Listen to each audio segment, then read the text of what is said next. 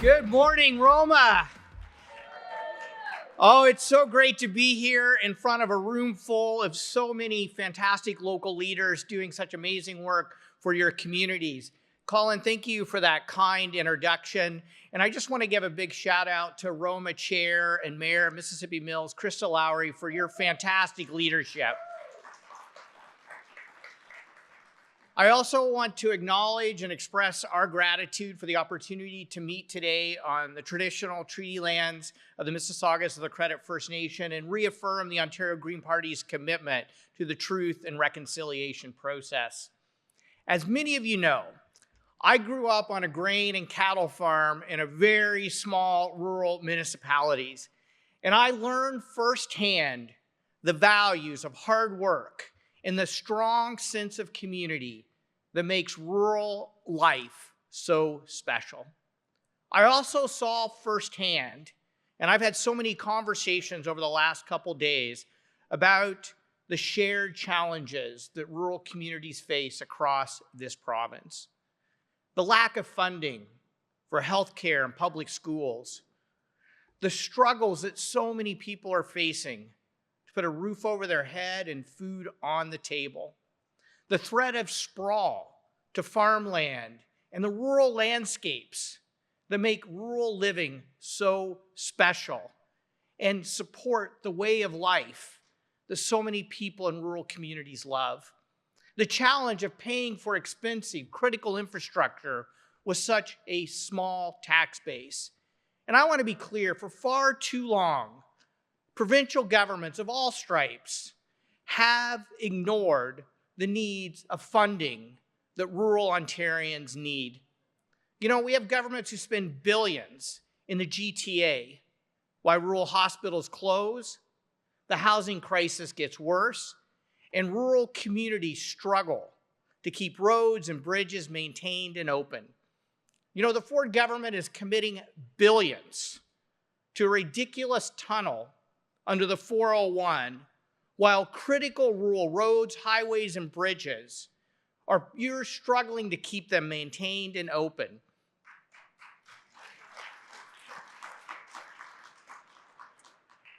And yet, the provincial government continues to download responsibilities and costs onto municipalities. And so I want to be clear, Greens will continue to push for a new deal for municipalities, a new deal that starts with a new funding formula for municipalities, and to have the province reverse the unfair and unsustainable downloading onto your backs and the backs of property taxpayers across this province. Greens call on the province, the provincial government, to provide stable, predictable funding that you need for the infrastructures to help your communities grow and thrive. Because there is only one taxpayer, and property taxpayers in municipal communities are maxed out. Staff in rural municipalities are maxed out, filing application after application and being denied and denied funding for the critical infrastructure you need. And that's exactly why it's more fiscally responsible and sustainable to make it stable, predictable, year over year, so you know how to plan for your communities. You know, rural municipalities contribute more than $480 million to health and social service programs, while receiving less than equitable access to these services compared to urban municipalities. Over 500,000 rural residents are without a primary health care provider. And they're losing those providers 4 times faster than people in urban centers. And that's exactly why Greens will continue to push at Queen's Park for a fair funding deal for rural hospitals and for greater investments in team-based care to recruit family doctors and nurse practitioners in rural communities, and to ensure that we offer fair compensation for frontline healthcare workers so your residents have access to the healthcare services they need and deserve. Since the Ford government was elected, housing starts in Ontario are at historic lows, and housing costs in Ontario are at historic highs. It's just unacceptable that almost a quarter of people in this province are living in unaffordable housing situations. And in rural communities, homelessness is skyrocketing, up 150% between 2016 and 2024, and up another whopping 31% last year alone. We're better than this in Ontario. We're better than this. And so as communities struggle to keep up, the Ford government is leaving rural municipalities on the hook for the largest share of housing and homeless funding. The property tax base wasn't designed for this. It's not right, and it's not financially sustainable. And that's why the Greens are calling on the government to reverse the downloading of community housing and shelter costs onto municipalities and give municipalities the resources you need to keep people housed.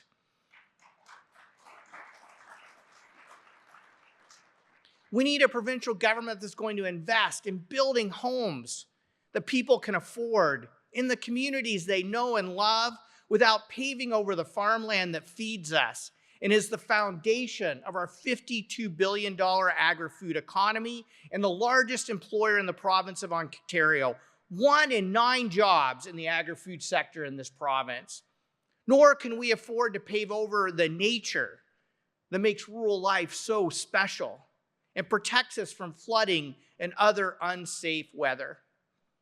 You know, rural economies can't continue to sustain the loss of 319 acres of farmland each and every day to urban sprawl, aggregate mining, and highway projects like Highway 413.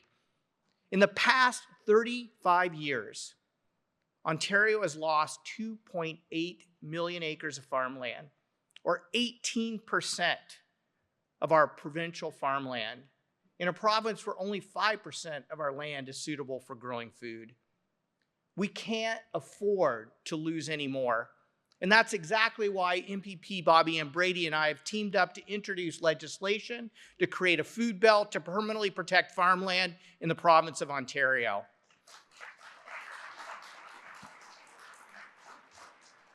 I want to thank the 3 major farm organizations in this province who have endorsed this bill, and the number of municipalities, large and small, urban and rural, who have endorsed the bill as well. Because food security is national security. And without farms, there is no food and there is no future. Ontario, I don't have to tell you this, Ontario is facing an affordability crisis driven by the province's housing policies and made worse by their energy policies, which jacked up electricity prices by 29% last year alone. And I don't have to tell this crowd that the province is facing economic threats from south of the border that's already leading to job losses affecting communities across Ontario. And we can take steps to fix both by making Ontario a global leader in the fastest growing sector of the global economy, the $8 trillion green energy transition. Global investors last year alone poured $2.2 trillion into the green energy transition, creating good paying jobs around the world. But Ontario is missing in action because the current government is saying no to low-cost solar, wind, and battery storage.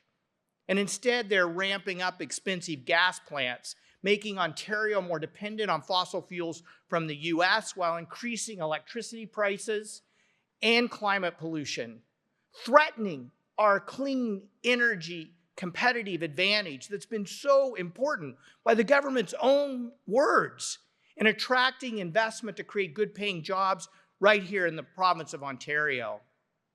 And so Greens know that we must expand and modernize our grid.